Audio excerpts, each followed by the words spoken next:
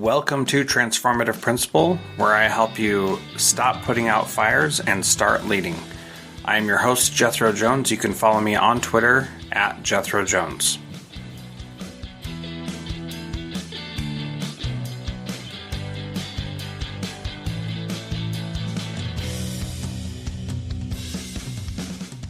For several years now, I've been helping schools implement trauma-informed strategies in their schools. Now, as students are starting to come back to school, the need for this is greater than ever. Here's the thing. I'm not a social worker, and I don't pretend to be. So my training really focuses on practical strategies that you can implement in your school without making your teachers feel like they have to be social workers also. I help schools implement trauma-informed strategies so that fewer discipline referrals, fewer dysregulated students, and a calmer, more focused atmosphere. And the best thing is, this training aligns perfectly with ESSER funding, so you don't have to take it out of your school budget. My clients report that they have better sense of how to help their students without adding another thing to their plate.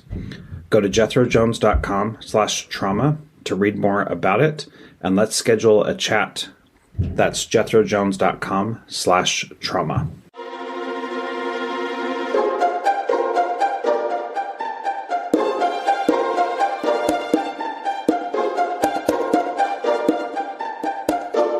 Welcome to Transformative Principal. I am excited to have on the program today Gina Rodriguez-Nunez. She was born and raised in El Paso, Texas. She's a proud graduate of the University of Texas, El Paso.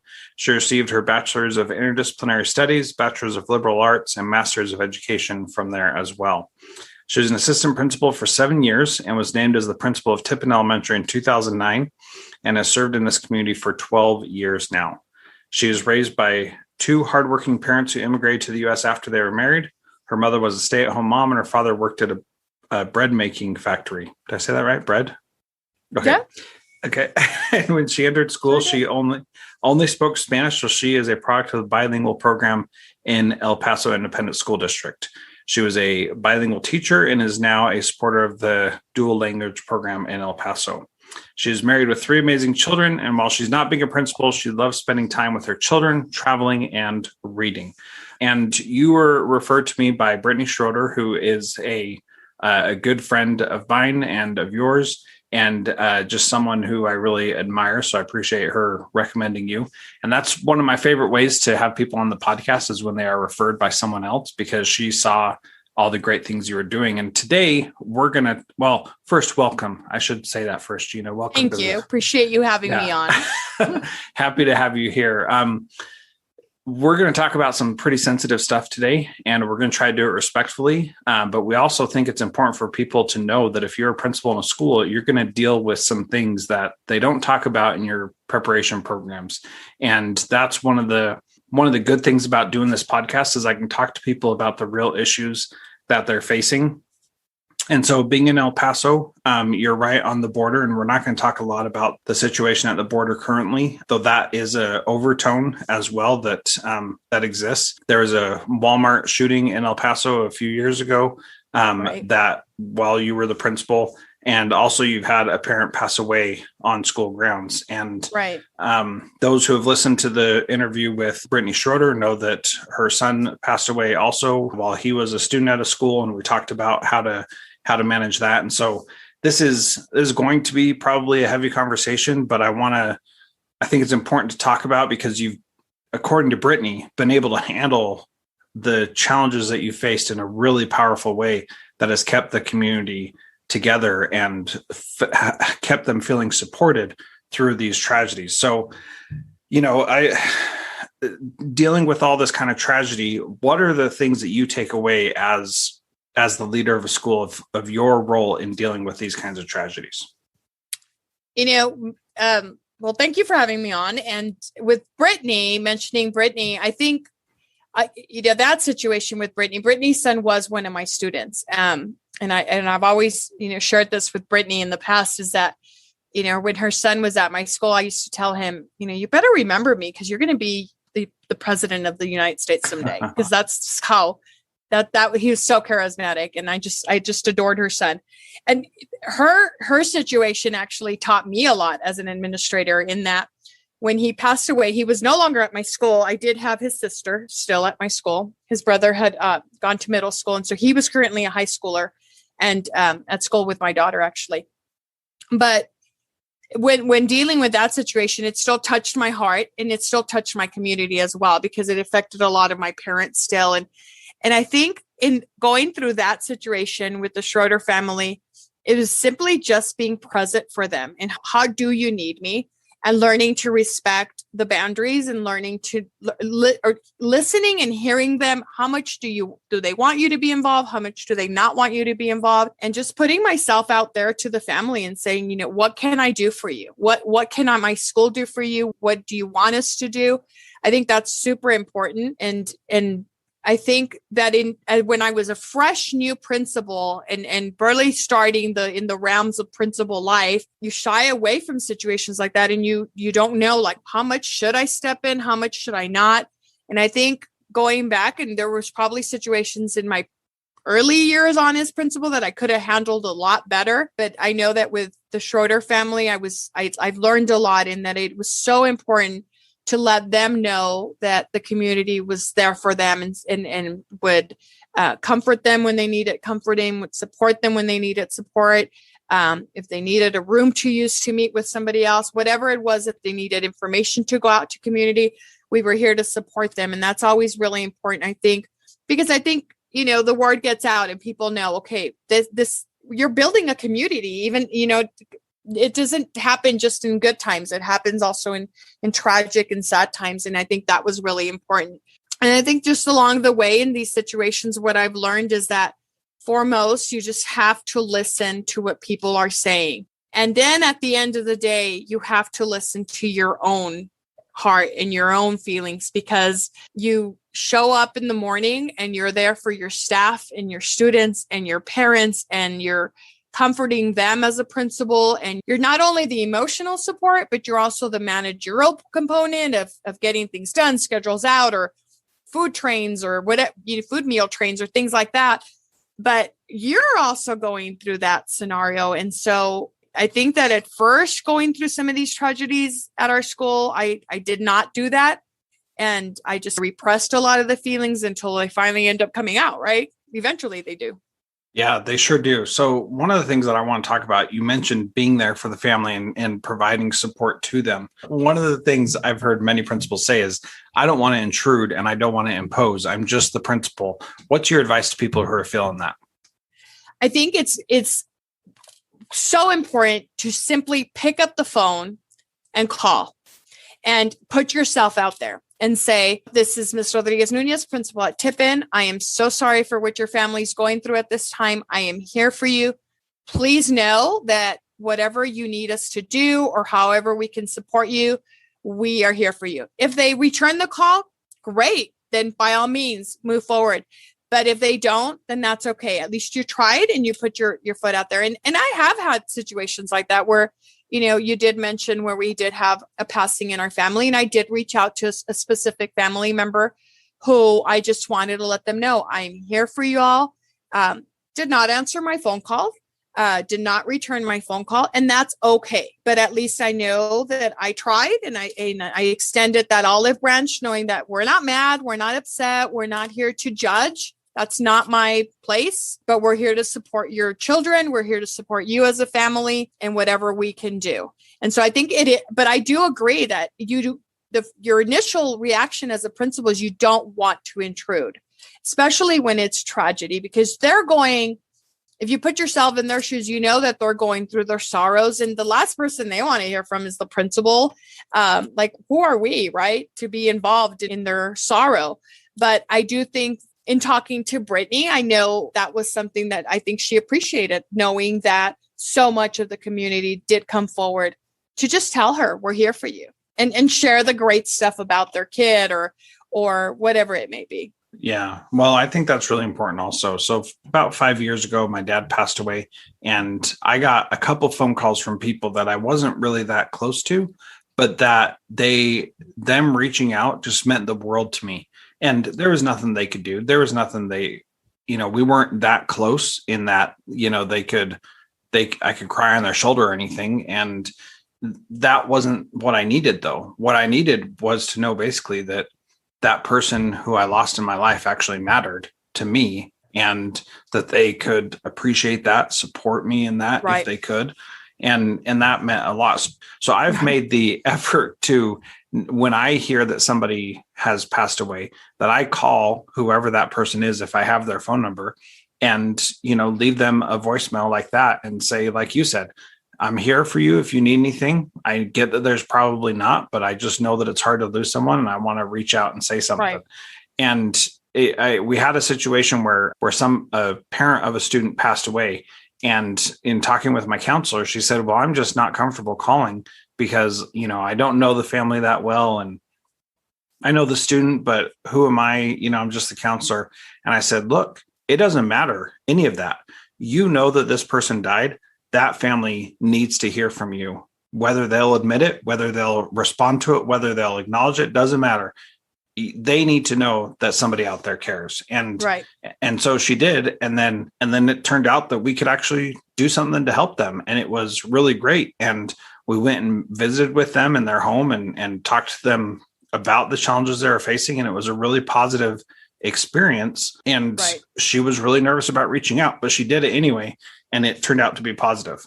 Yeah. And I think, as a principal, you need to treat every situation as if they were your family member or your really good friend. Well, how would you react to this situation if it was a family member, or if it was a girlfriend's family member, or whatever it may be? I think that that's how we need to lead, because I think that it puts that heart component into leadership, and it brings that caring component that sometimes we're looked at just managerial or just curriculum or grades. And that's really not the heart of a school. The heart of the school is the children, the students, the community component of it. And when you start putting all those blocks together and really take care of that, then the grades and the learning just really falls into place more easily. Yeah. So I had a great superintendent one time who I just started working for him like 4 months before, and he didn't really know me that well, or at least I didn't think so. But he made the effort to become a Facebook friend to my wife, saw that she had a baby, and then reached out and congratulated her. And that was a positive thing. So it wasn't a negative thing. But every time there was anything critical about that superintendent in the newspaper or the press or whatever, ever since then, my wife has said, how dare they? This guy is amazing. He's awesome.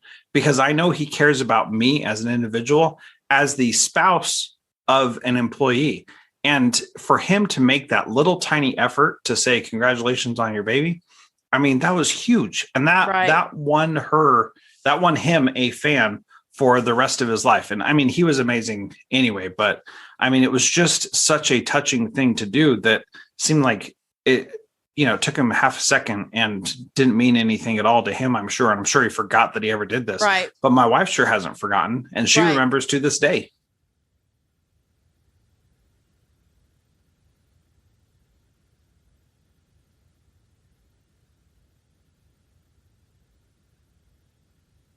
John Catt Educational supports high-quality teaching and learning by providing publications that are research-based, practical, and focused on the key topics proven essential in today's and tomorrow's schools.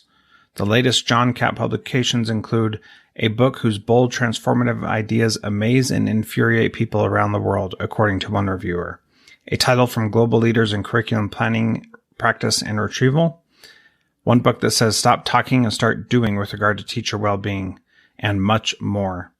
These books, used by educators of all roles across North America and worldwide, amplify fresh, engaging voices with practical strategies to create transformative change.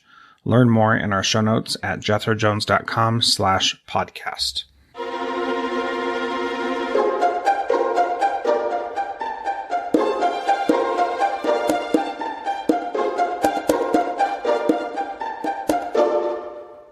Yeah, and it definitely is those human component, those kind components that make a difference. I clearly remember when we had the accident at my school, and we had a parent pass away here at the parking lot. one of the first persons to come to the site was our board member, one of the board presidents at the time, who happened to be the board representative of my area. And he came, and I was holding it in. I wasn't crying. I knew I had to just kind of suck it in and just kind of could still lead, still, navigate traffic, still direct people to where they needed to be. So I was just kind of swallowing my emotions. And he comes up to me and he stands next to me and he just puts his hand on my shoulder. And he goes, you're just going to hold up right now. You're just going to stand up here and you're going to carry on. And just, he didn't have to say much. I knew that somebody was there to support me and they had my back. And then the next person that showed up at the time was, at that time he was leading our human resources department. And by this time when he showed up, the ambulance had left. Most of our families had already left because this happened right at dismissal. So you could just imagine what the scene looked like. So people had already started leaving. A lot of the staff was still hanging out. They had isolated them in the library area, I believe. And I clearly remember him walking up to me and putting his arm around me and just very gently nudging me and pushing me towards the building. Like, it's time for you to leave the scene. And I just kind of looked at him, and he's this very tall man. So I just was like, okay, we're doing what you're telling. He's one of my bosses, so I'm going to do what he tells me to do. Wasn't saying anything. He was just nudging me towards the building, inside the building. He brought me into my office, and somehow he managed to find the counselor. And I came in, and that's when it all, my emotions finally released. But he knew that my time was up there. I wasn't going to be able to bottle it up anymore. And I'll never forget, I'm his number one fan after that, let me tell you, because he knew what I needed as a leader, but he also knew what he needed as his employee, what he needed to do to support me and help me. Yeah. So let's talk a little bit about that piece. I'm his number one fan after that, let me tell you, because he knew what I needed as a leader, but he also knew what he needed as his employee, what he needed to do to support me and help me. Yeah, let's talk a little bit about that piece of, we don't know as normal everyday principals how to comfort or support someone who's been through a tragedy like that. And we don't know how to support ourselves. What are some things that we should do to take care of ourselves first and make sure that we are getting the support that we need in a trials like that? I think talking to other principals, I think that after my experience, I remember one principal reached out to me and sent me a prayer medal. And it was a rosary medal, and we shared the same religion. So he brought it. He didn't ask to talk to me. He just put it on the counter, left a little note, hope this helps, on the counter. Didn't ask me to share in the conversation or per se, just left that. And so he knew that that's what I needed. And to this day, it's sitting in my drawer right here in my desk. And sometimes I just pull it out and start praying it as much with fervor. And, but I think connecting with people and reaching out to them in a ways, especially if you've built a relationship, and now listening. I would say 2 years later, we had another incident in our district where a child was hit by a car in a neighboring school. And my immediate reaction was I dropped everything. As soon as I got the text, I dropped everything and rushed over to him. And I said, you tell me what you need me to do. I will step in as the principal for the day. You need me to do cafeteria duty, I will do. You need me to do hall duty, whatever you need me to do, I'm here. You take care of what you need to take care of, because you have grieving parents, you have police you're dealing with, you have ambulances you're dealing with. You go take care of that. I will handle office. And I think that's important as principals to step out and help those other principals. And when you're going through it as a principal, I think it's important for you to accept that help, to be willing to say, I can't handle everything. I do need help. If central office reaches out and says, how can we help you? Ask for the help and accept it and say, yes, I'm drowning right now. I need the help. And definitely reaching out to your core team, whether it be your AP, your counselor, your instructional leaders, and just talking. That talking component, I think, is so important, because then you realize, yeah, you're the principal and it's a standalone role in the school. Nobody else is a principal with you. However, they're leaders in the school too, and they're going through their own sadness or turmoil and conflict. And it's important to sit there to converse and talk and just let out those feelings that you don't want to bottle up, because then it's not going to be a good thing. Definitely. Yeah. In a situation that I went through, something tragic happened at our school. And rather than having that support, nobody called me. Nobody texted me and said, "Hey, are you doing all right?" With the exception of two other principals who just, they meant the world to me, because they said, "Hey, that stinks. We're here for you if you need anything." And there's nothing for them to do, but the fact that they were reaching out. And again, without that support, it was really hard and super lonely. And our jobs are lonely enough already. Exactly. I do remember after the accident, it happened on the first day of school. The central office cabinet per se, so it's all your top people, superintendents and directors and stuff. I guess they met weekly or whatever amount of time they met. So that they were having a meeting. And in some ways, I think some principals were like, really? They go and they bother you at your school when you're going through everything you're going through? They all have their meeting here at my school. They asked if they could have the community room and have their meeting. And the reason they had it here is because we did have a community meeting that day to try to share with the community what were some of the things we're going to do. Just give us ideas. How can we improve traffic flow? How can we improve all of the components that not necessarily caused the accident, but we need to learn from an incident, and how can we make things better? And so it was a kind of a feedback scenario and sharing. We were sharing with the community, and the community was giving us some feedback. So central office staff was here to support me through that. But they ended up having their big meeting here. To me, it felt like I was never alone in the process. And I think that if for us principals, who a lot of us end up going to the central office after or for promotions or so on, I think that's so key and so important for us to remember that we need to be reaching out to principals and we need to be supporting them. Like you said, an email, a call.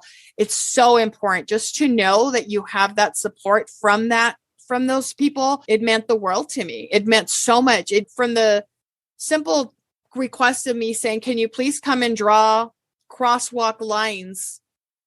And the action happened, and they did it. I was listened to, I was heard, and to an email being received by a director of maintenance and just letting me know, "We're here for you. We're so sorry this happened." And that means the world to a principal, I think. Yeah, for sure.